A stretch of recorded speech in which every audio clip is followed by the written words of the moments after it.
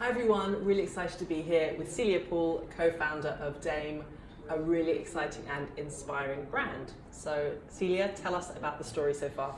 Hi, Dame is a sustainable personal care brand and we have just launched the world's first reusable tampon applicator, and that is to counter the billions of personal care products that are thrown away every year, and these often go to landfill, in the ocean, because they're filled with plastic. And break it down for us. So it's essentially a reusable tampon applicator. Exactly, and we sell it alongside our Dame organic cotton tampons. So these tampons contain none of the kind of synthetic or chemical nasties that are in usual tampons. Part of the product, which is an eye-opener for people, because people get the kind of plastic in the tampon applicator, but people don't really think about what's actually in the tampon. Yeah. And most tampons are synthetic. They don't contain anything natural. And so we have created a organic cotton tampon, and that means that it has no pesticides, no fragrances, no bleach, no rayon. I could continue going, the list is extensive. And none of this is leaching into the body, which traditionally tampons do. And we felt it was really important to offer women a kind of more sustainable choice, and a choice that's better for their body. You know, the vagina is one of the most important and absorbent parts of the body, and you think about what you put in your mouth, but so many people aren't thinking about what they're putting in their vagina. And this is something that stays in there for hours. And actually, when you collectively spin it all together, it's nearly 7 years of this thing sitting inside of you and absorbing things and leaching out things. Yeah. And so actually, because of the whole stigma around the subject, women are traditionally used to just getting what their mother used and continuing on. But we're saying, no, stop, think about it, and think actually what you're putting in your body.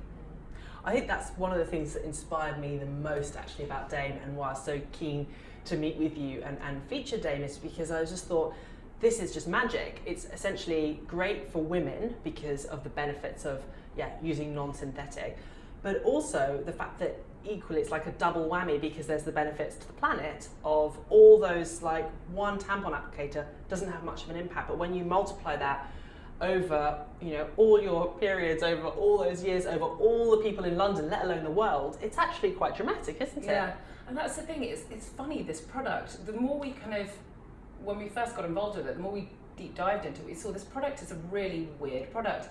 It's actually one of the most used products in your life, but it's something you don't think about at all, and you don't think, I'm actually collectively using quite a lot of these. I think on average a woman uses 12,000 of these in her lifetime.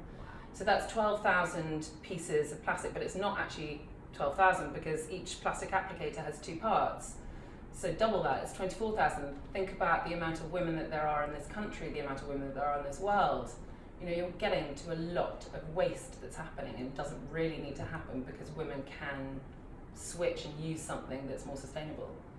And have you quantified how many pieces of plastic or tampon applicators you're saving from, I guess, the oceans, quite frankly, or landfill? We've saved nearly 200 million pieces of plastic from going in, which is amazing. And you know, we feel like we've only just started into what we can do. I mean, I think 100 billion period products are thrown away every year. It's insane. 100 billion period products globally are thrown away each year. We're taught not to really talk about it, not to really look at it, to just put it in the bin. Some people even still flush it down the loo, which is the worst thing in the world, but just to not think about it and get rid of it. And actually we do need to think about it, because, you know, people are thinking about coffee cups, people are thinking about plastic bags. You choose to have a coffee, you don't choose to have your period. People need to use these products, and so we have to help women use them in a more sustainable way if they can.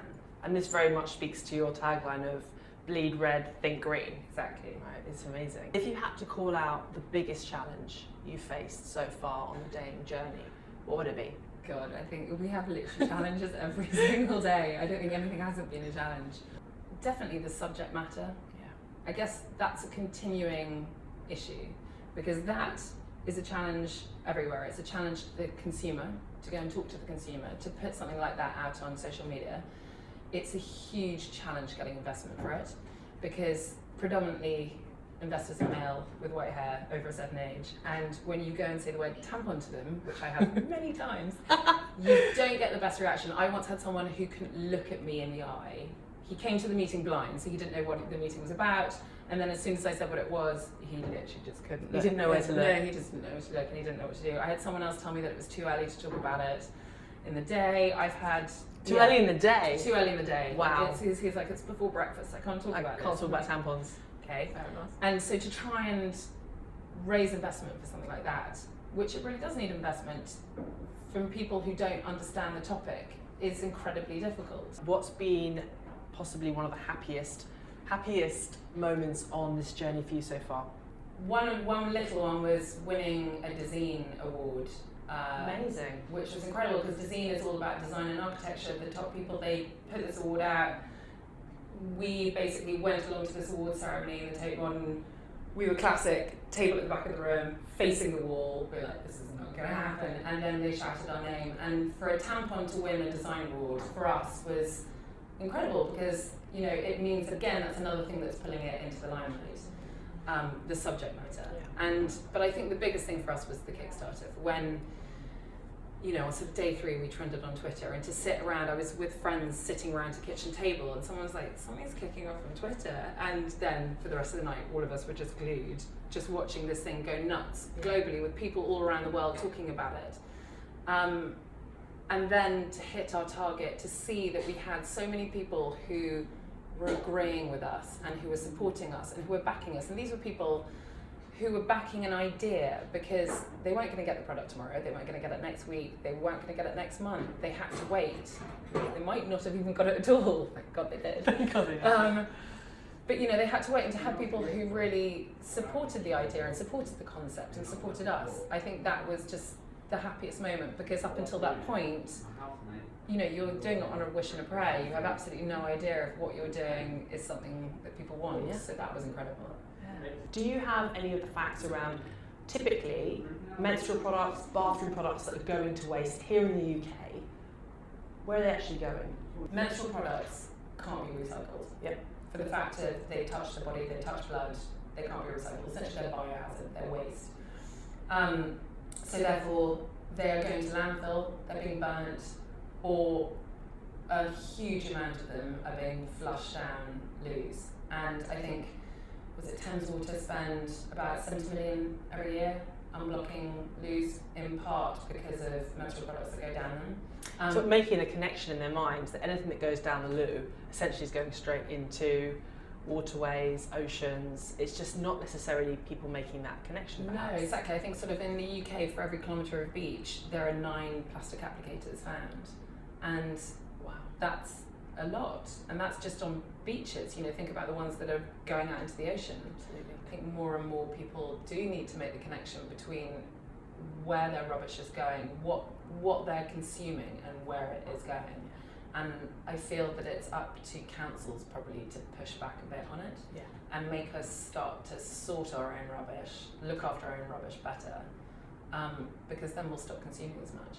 Yeah. What is ultimately your dream for Dame and for the business and for the impact you can have? So our dream is to try and get people to switch across to reusables. And when we say that, we don't necessarily mean our reusables. Our mission is to get people in a new way of thinking, and it essentially sounds quite stupid that actually it's not even our products that we really care about, but it's not. It's really to try and help people move away from what they're doing if they can.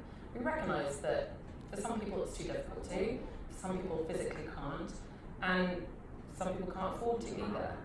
But for those who are willing to try, we really sort of urge them to open their minds up to reusables, whether that be in their menstrual products, which is where we're dealing with, but also in their wider life and wider environment, and realise actually it's not that difficult. Absolutely, because actually that is one of the biggest impact areas, just looking at the one-off products that you're using and then throwing away just in a day. Yeah. Whether that's from the coffee, whether that's from a toothbrush you might throw away, whether it all just cumulatively adds up. So the shift to reduce, as you said before, but also reusable, particularly in the bathroom context, seems massive. Yeah. Thank you so much, Celia. I really appreciate it. My pleasure. Lovely to chat.